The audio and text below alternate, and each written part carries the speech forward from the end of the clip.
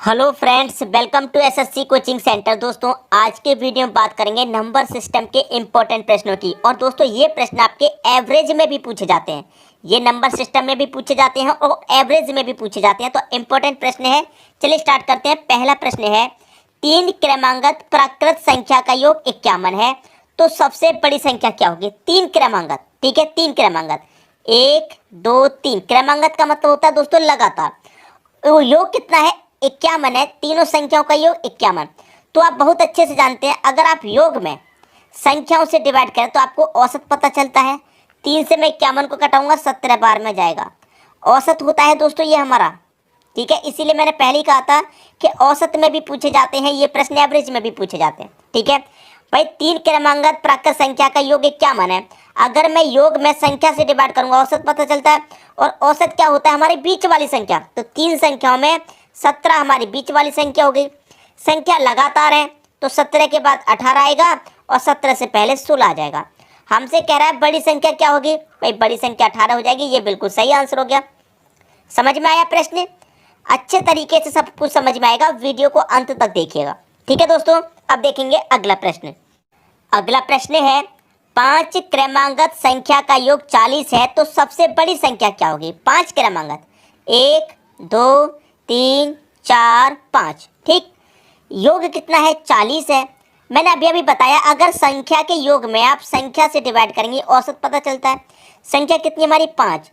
5 से योग में डिवाइड करूंगा, 8 बार जाएगा, मतलब 8 आपका औसत हो गया, ठीक है।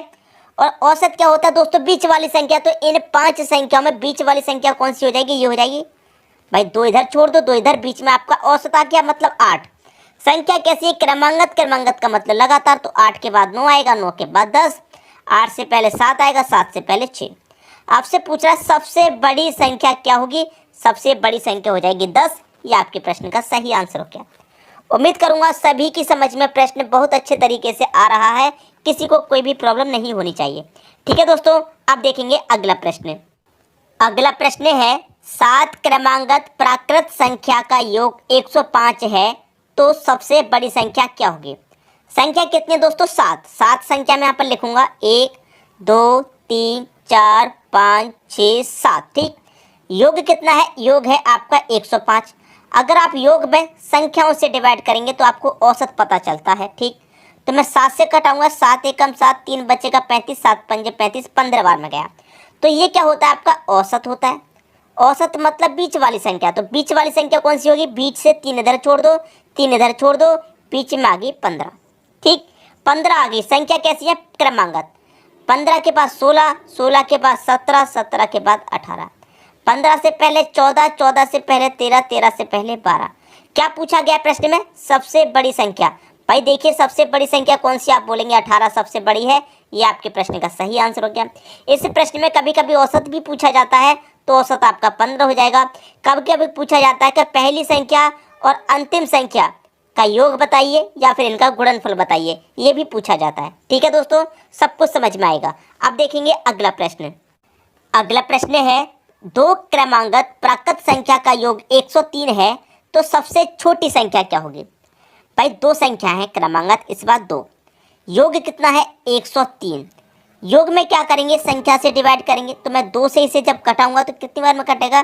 51.5 बार में, ठीक। ये क्या होता है दोस्तों? हमारा औसत होता है। औसत मतलब बीच वाली संख्या। औसत बीच वाली संख्या। अब संख्या तुम्हारे पास 2 ही है, तो बीच वाली संख्या हमारे पास कौन सी होगी? 2 संख्या है ना, तो इस संख्या के बीच में और इन 2 संख्याओं के बीच में एक संख्या आएगी, वही हमारा औसत होगा। तो 51.5 क्या है? इन दोनों संख्याओं के बीच में आएगी। अब 51.5 से आगे कौन सी संख्या आएगी? 51.5 से आगे 52, 51.5 से पहले कौन सी आएगी? 51। तो ये हमारी संख्या हो जाएगी क्रमांगत 51, 52, इस तरीके से। तो पूछ क्या रहा है? सबसे छोटी संख्या क्या होगी? सबसे छोटा कौन? आप बोलेंगे 51। भाई 51 आपके प्रश्न का यहाँ पर सही आंसर है। सभी की समझ में प्रश्न अच्छे से आ गया, किसी को कोई प्रॉब्लम नहीं होनी चाहिए। अब देखेंगे अगला प्रश्न। अगला प्रश्न है, 3 क्रमांगत सम संख्या का योग 72 है, तो छोटी संख्या क्या होगी? 3 संख्या है, 1 2 3। योग कितना है? 72 है। योग में संख्या से डिवाइड करेंगे, औसत पता चलेगा। संख्या हमारी 3 है, 3 से मैं 72 को काटूंगा, कितनी बार में कटेगा? 3 दिनों का 6, 1 बचेगा 12, 3 से कटाऊंगा 3 चौके 12, 24 बार में जाएगा। और ये हमारा औसत होता है, औसत मतलब बीच वाली संख्या, इन तीनों में बीच वाली संख्या ये हो जाएगी। अब देखिए संख्या कैसी है? सम संख्या है, तो 24 के बाद में सम संख्या कौन सी आएगी? 26, और 24 से पहले सम संख्या कौन सी आएगी? 22। इस बात का याद रखिएगा, सम की बात हो रही है या विषम की, ठीक, या फिर क्रमांगत। तो यहाँ पर सम की बात है, तो 24 के बाद सम 26, 24 से पहले 22। पूछ क्या रहा है प्रश्न में? छोटी संख्या क्या होगी? भाई छोटी संख्या तो 22 हो जाएगी ना। तीनों में आप देखेंगे छोटी संख्या कौन है? 22 ही तो है। ये आपके प्रश्न का आंसर आ गया। समझ में आ गई दोस्तों बात? अब देखेंगे अगला प्रश्न। अगला प्रश्न है 5 क्रमांगत सम संख्या का योग 150 है, तो छोटी संख्या क्या होगी? क्लियर? 5 संख्या 1 2 3 4 5, योग कितना? 150, संख्या कितनी है? 5 है।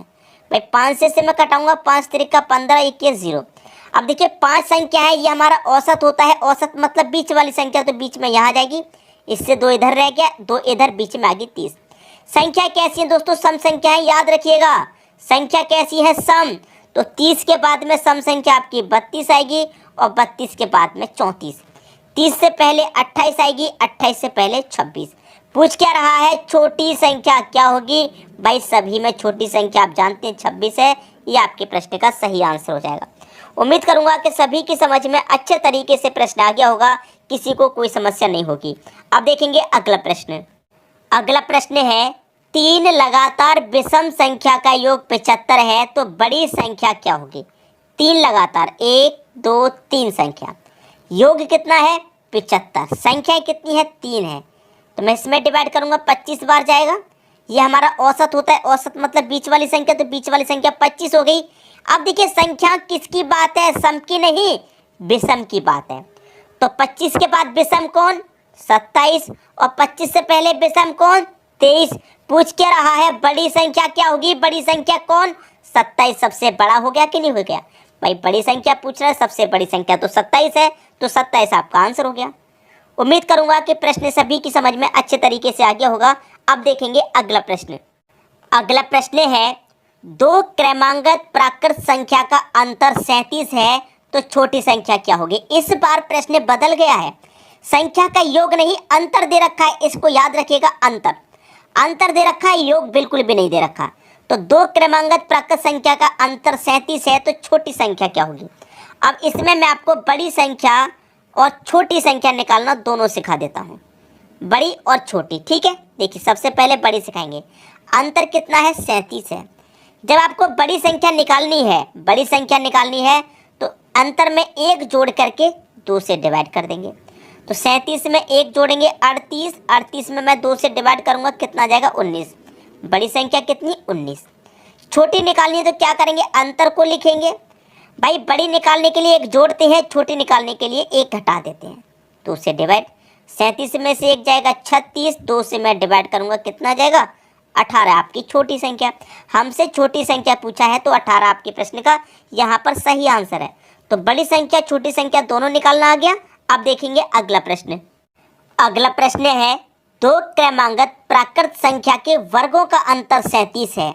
अब देखिए प्रश्न में थोड़ा सा बदलाव आ गया है, थोड़ा सा। वर्गों का अंतर कह रहा है, वर्गों का अंतर 37 है, तो बड़ी संख्या क्या होगी?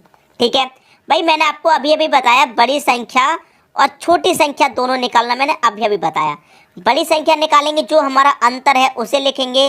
बड़ी निकालने के लिए 1 जोड़ के 2 से डिवाइड, तो 37 में 1 जोड़ेंगे 38, 2 से डिवाइड करेंगे, कितना आ जाएगा? 19 आ जाएगा। छोटी निकालेंगे तो जो आपका अंतर है उसमें से 1 घटा के 2 से डिवाइड। भाई 37 में से 1 घटा दूंगा 36, 2 से डिवाइड, आपका आ जाएगा 18। उनके वर्गों का अंतर 37 है, वर्गों का अंतर।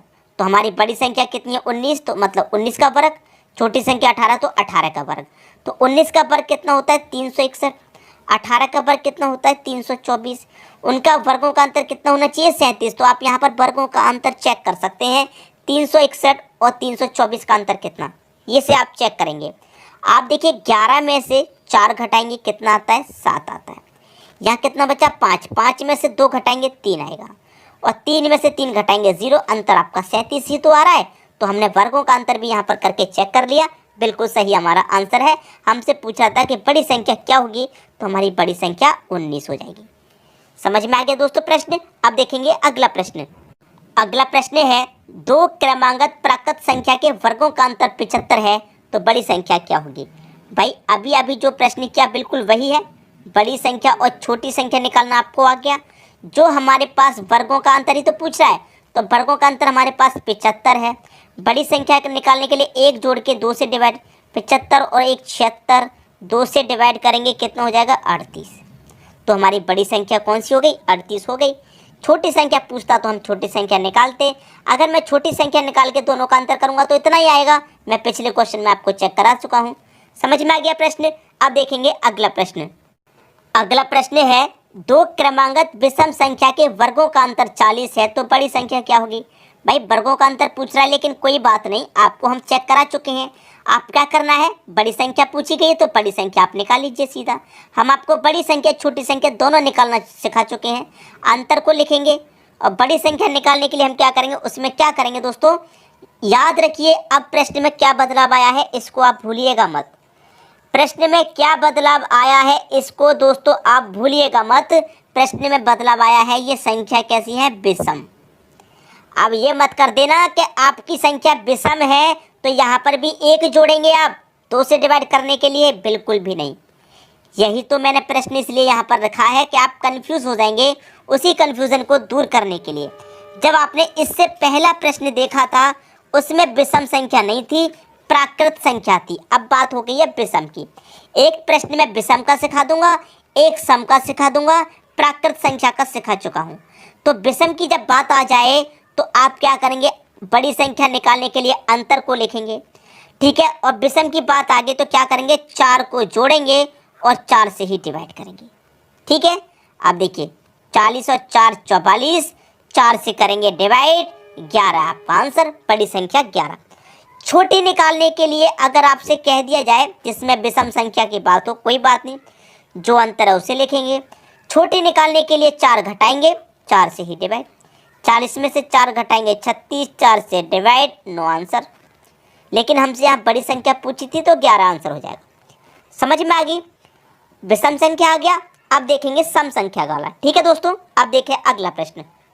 अगला प्रश्न है, दो क्रमांगत सम संख्या के वर्गों का अंतर 100 है, तो बड़ी संख्या क्या होगी। सम संख्या की बात कर रहा, कोई बात नहीं। बड़ी संख्या पूछ रहा है, कोई बात नहीं।